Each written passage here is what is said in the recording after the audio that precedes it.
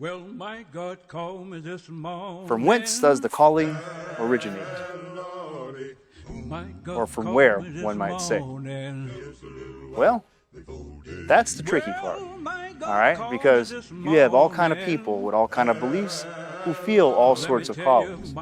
And many of them say that they're being called by God, the Most High, Hashem, Allah, whatever. However, the way those callings are expressed really, at times, are at complete odds with one another.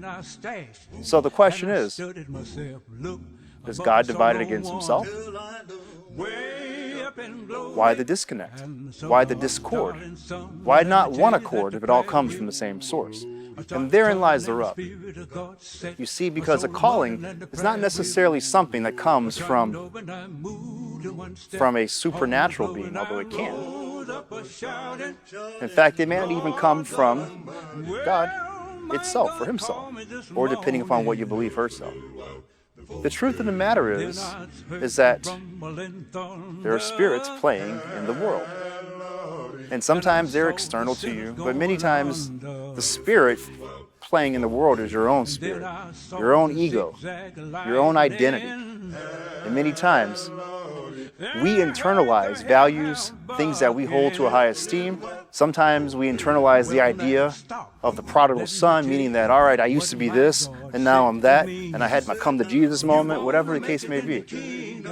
The point being is that we internalize values, and those values subconsciously direct us into certain directions, and we may think that's a calling.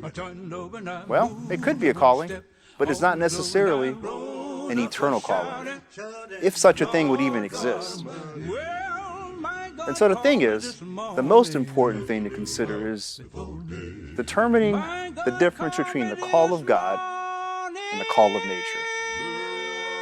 And once you live life a little bit, you start to realize that there is a clear, quantifiable difference, and the difference is one that stinks or doesn't.